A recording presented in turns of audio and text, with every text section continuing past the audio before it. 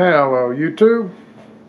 Well, let's try take number 2. I started to shoot this video and I knew something was wrong because it was just going great. I wasn't stuttering. There's no anything like that.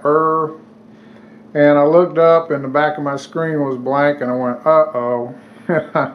The memory card was full. So take 2.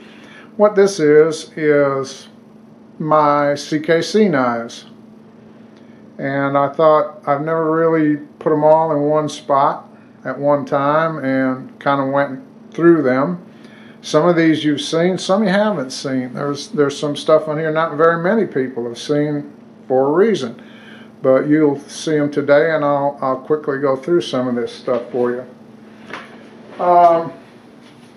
Starting over here,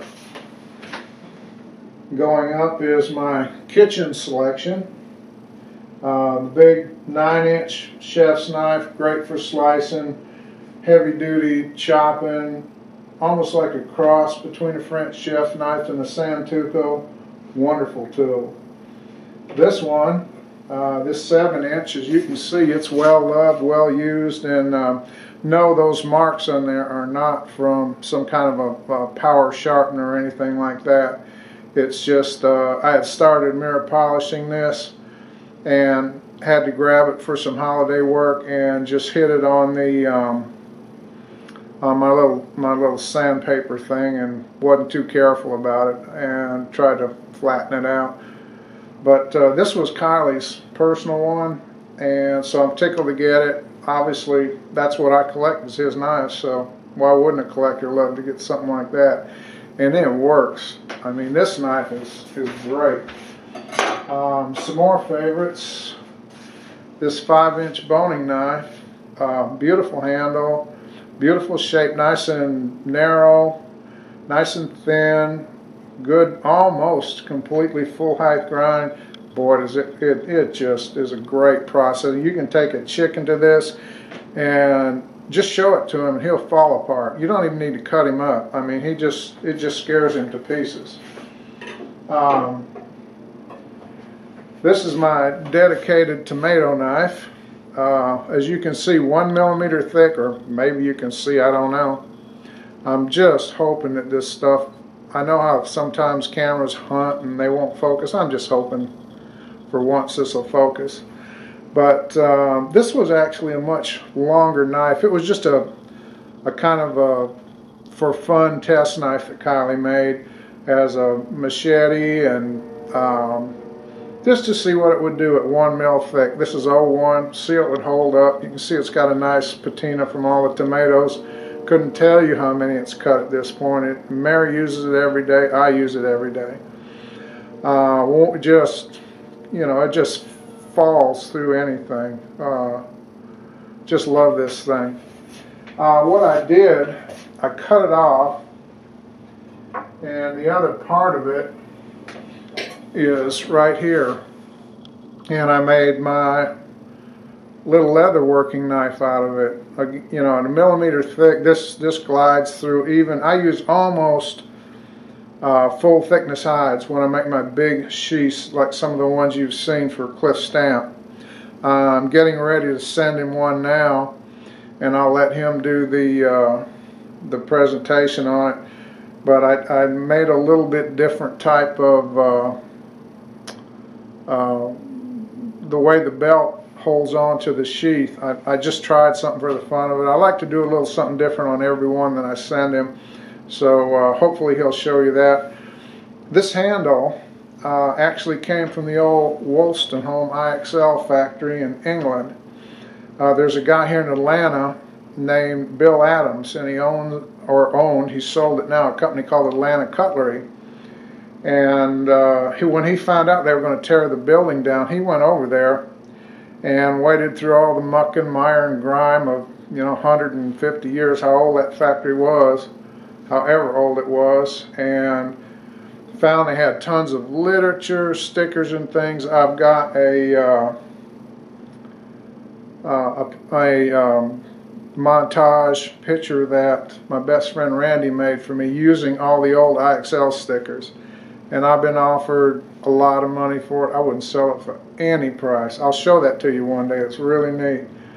But that's where this handle came from. Probably went to one of their kitchen knives. And I just, I've got a little box of their stuff down in the basement, different handles and metal handle slabs for folders, just all kinds of junk that Randy gave me. And so that's in use every single day.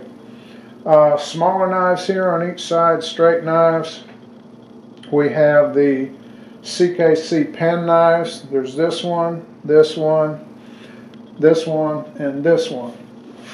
Some of these I've handled, some of them Kylie has. This is one he did completely, and these are titanium handles. I call this my gentleman's steak knife. And when we go out to somewhere fancy and I want to have a steak or something, this is what I take. And that's not mirror polish, that's satin finish. Because it does get used, it's easier to touch up, and I just think it kind of adds a little air of class to it. Here's a streamline. This particular one I got from Big Bubba, who does all the beautiful leather work.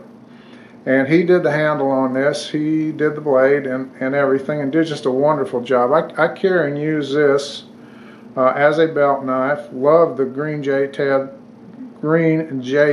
It's always been one of my favorites. Mosaic pins, and he just did a beautiful, beautiful job on it. I did this one. It's fiddleback maple. You can't really tell it as good inside. You really have to have it outside in the sunlight, but that stuff just pops outside. Really pretty again. Another user. This is the 2.0, 2.1. Kylie will get me because I can't remember. But this, in my estimation, is the best knife he's ever made. In a belt-sized straight knife, this is it. The second I saw the video on this, I got right on the horn, and I wanted to get it and was able to, and boy am I happy I did. He's never made a better knife than that. Going back to the kitchen knives for just a second, these little paring knives, there's one with Padauk and this one with micarta. I'll just say this about these: if you ever get a chance to get one, if you ever see one on the market or he makes another batch of them, just get one. If you want the best kitchen paring knife you can get your hands on, there it is. And it even comes with a fish scaler. That's a little private joke between Kylie and me. This one you've seen before, and I did mirror polish this and redid the handles, but this was the result of kind of an offhand idea. We used to talk in the morning time a lot. When I'd get into work, there was nobody there, and I was just monitoring equipment, so they didn't care if I got on the phone. But I talked about a heavy-duty kitchen / outdoor Santoku type knife, and all of this was Kylie's imagination, though, that drew this up, and this is what he came up with. And boy, do I love it, and everybody that sees it loves it. So every year at the Blade Show, I have to make sure that's still in the night block when everybody leaves. From here on down, we have all these folders that I have anyway. This is titanium handle. This is a large model lock. The lock is absolutely reliable. That lock is not going to unlock. This is the actual knife that you guys, if you go back through his videos, you'll see him chuck this thing up and then beat on it with a broom handle on the back, the spine, try and unlock it, and it doesn't happen. Man, it's in my pocket every day, along with one that looks a lot like it that is made by another friend of mine, Mr. Gavco. And you can see both of these had rougher finishes on. They've both been almost mirror polish, not quite.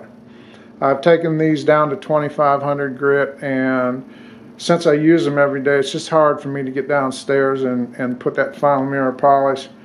They look really good just as they are, and it's very easy to touch up.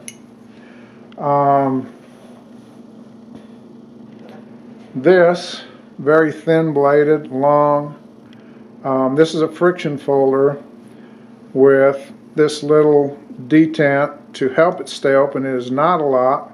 If you put it up in this position like this, you can open and close it, and then when you slide it down, it really holds it quite sturdy. I do not count on this as a lock, because that's not its purpose. I always treat it like a friction folder, but having said that, this has never let loose on me, ever. And this knife gets carried a lot also. This was a prototype. There's actually a lot of things been tried on this knife, and this was, again, some more late night conversations. In his fertile imagination, I would say something. He comes up with all these great ideas, and I'd kind of make him try them. This is probably one of the first liner locks that I know of that he made, but it was never meant to be a liner lock. And so, you know, is it going to lock up 100%? You know, as far as holding the knife, it holds the knife, but there's slop and everything. He told me there would be. I knew there would be. I didn't care. It was just to test the theory. And for a big, heavy-duty folder to take in the woods, I would have no qualms about throwing that in my backpack. It really does the job. Same thing with this one. This was meant to be a friction folder that you could put a pin through and lock. But I talked him into doing a liner lock on it. Again, it wasn't meant for it, but he was just kind enough to do that, and I really enjoy that knife. Another great cutter. Love that kind of cross between a sheep's foot Warncliffe blade. This one will lock. It will lock through here. You can put a pin through there, and it's just a fixed blade. There is zero movement in this thing in any direction. The pin has a little magnetic holder in the middle of it. So you push this out, close it up, and there is a hole that lines up with these notches right here. Put the pin in there in a closed position. The magnet holds it in position. You put it in your pocket. You don't have to worry about it opening. And when it's open, you basically have a fixed blade knife within reason. This one is a pure friction folder, but you don't have to worry about it folding, because if it does, you have this area here that's made to catch your finger. And you know, you use any friction folder with a little common sense, it's not going to bite you. And this one has that built-in safety device.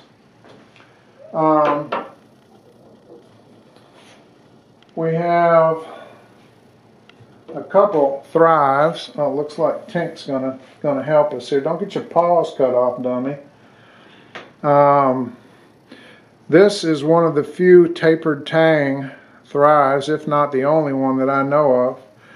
I got this knife as a blank. I sent it up to Tim Thomas, or excuse me, that's the wrong Tim. I know about 3-4 Tims. Tim Troyer. And Tim was kind enough to taper it for me. And about the time I got ready to haft it, put the handle on it, Kylie sent me a message and said that one of his customers really wanted to Thrive. He just didn't have time to make it. And if I would let him have this, he would make a 5-inch Thrive for me, which he did, that green handle one there. And so the guy sent me this incredibly gorgeous wood, and I put it on there. That stuff was like, I remember the price on it was like 40 or 50 bucks for those scales. They're exhibition grade, no doubt. He didn't want the blade mirror polished because he said he was going to use it. I really wanted to do that.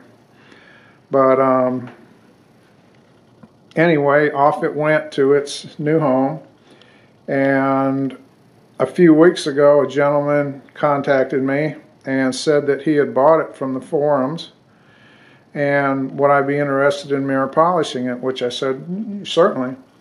So he sent it to me, and when I saw it, I just fell in love with it all over again, and I sent him a message. I said, if you ever sell this, I want it back. I really love it. And he messaged me back a few days later and gave me the opportunity to get it. I think he's just being really kind to an old man. I don't know, but my gratitude to him is boundless.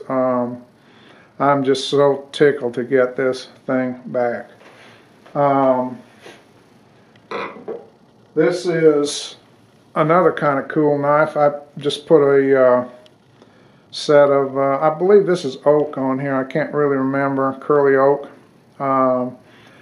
But this is my camp knife, my bushcraft style knife, if you will, along the lines of what Sandy makes for Jack Lord Knives, and I'm going to try his out now. But this one, I love Calmex. It takes a really interesting edge. It takes a very fine edge, but it's still very toothy. It's the best of both worlds, and this thing, as thick as it is, you're never going to have to worry about hurting that knife, especially with that drop sheep's foot there. Just can't break it, but boy, will it cut in spite of all that thickness. This big guy here is really special too.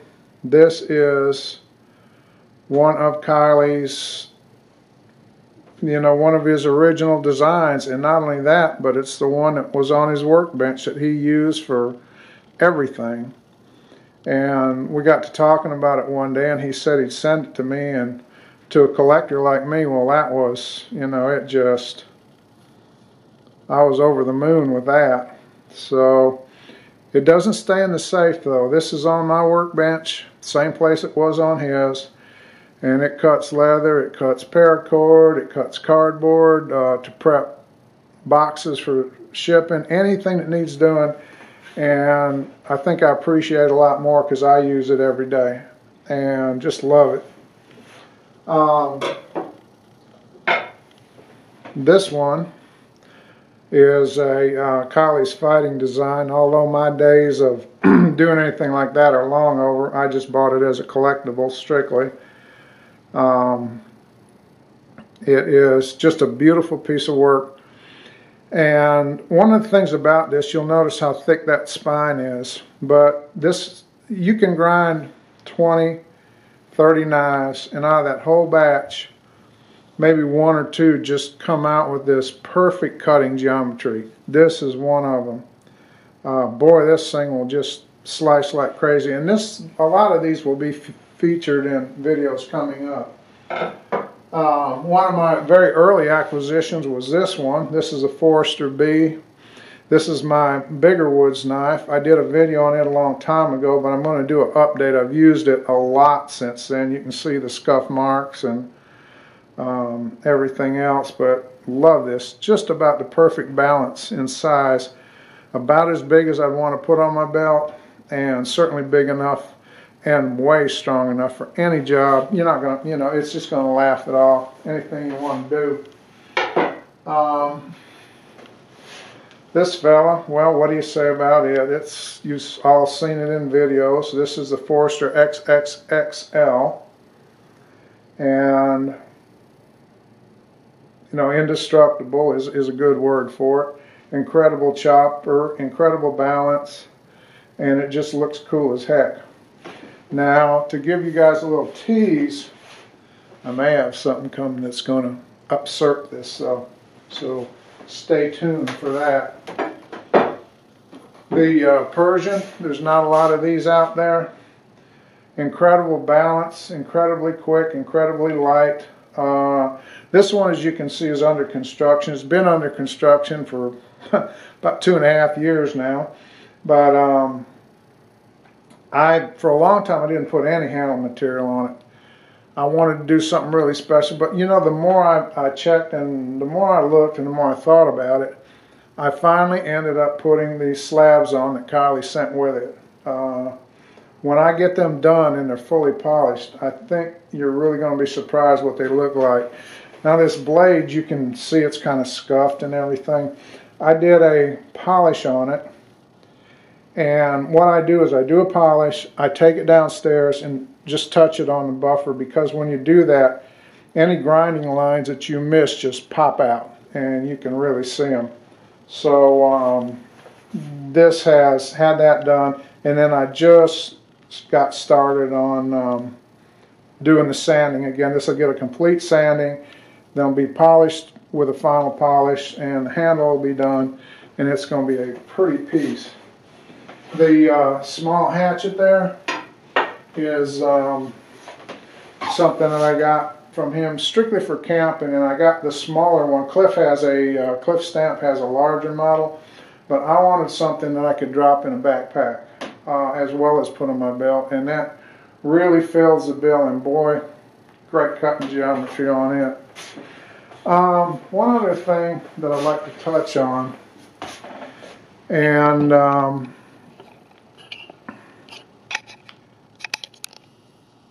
that is right here, folks, and that is gearbastion.com.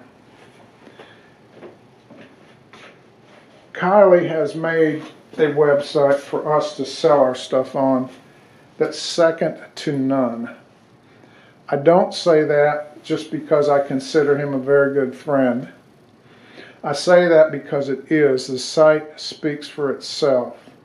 If you go there and look at it, it's just super easy to use. From the perspective of someone who sells things on it, it's much easier, much cleaner, much more intuitive than eBay, cheaper too. And he's going to open that website up where we can put all kinds of stuff, not just knives on it. It's an incredible resource for this community. Like any website, it's not a free thing. It costs money to keep it up. It costs time and money to do the development. I don't think a lot of people, now I retired from the IT field, and I can tell you there's untold man hours in getting a site to the point that he has it. There's a lot of upkeep, there's a lot of expense to keep it online. And it's one of those things, if you don't use it, you're gonna lose it, and we really can't afford to lose Gear Bastion. They're for knife makers, any knife maker, I don't care who you are. If you couple this with YouTube, as Mike Gavick does, as Jeremy McCullen does, Tim Troyer, you just can't beat it. I put knives on Gear Bastion. I've had them on there sell in as little as 30 minutes, sometimes less, because I showed them on YouTube first, and boom, they're just on there and gone. I'm sure the other guys will tell you the same thing. So folks, this is a resource that you need to check out if you have knives, if you want to buy and sell them. If you're using eBay now, check this out. I think you're going to like it a lot better. In fact, I know you're going to like it a lot better. And if it develops the audience that it should, and there's already a good amount of people using it, it's just a wonderful thing run by somebody that understands what we do and how we do it and the information you need to listen. All that stuff is right there. You don't have to try to figure out how to put it in. You don't have all the stupid asinine eBay rules that, you know, I mean, they're not common sense rules. They're there for a reason. It's just there, to my way of thinking, so some guy at eBay had shown he came up with something and he could keep his job. Check Gear Bastion out. Give it a shot on your own, and you tell me what you think. But I wanted to touch on that, and like I say, he's just an incredible friend. He's done a lot for me. He's done a lot for a lot of people in this industry.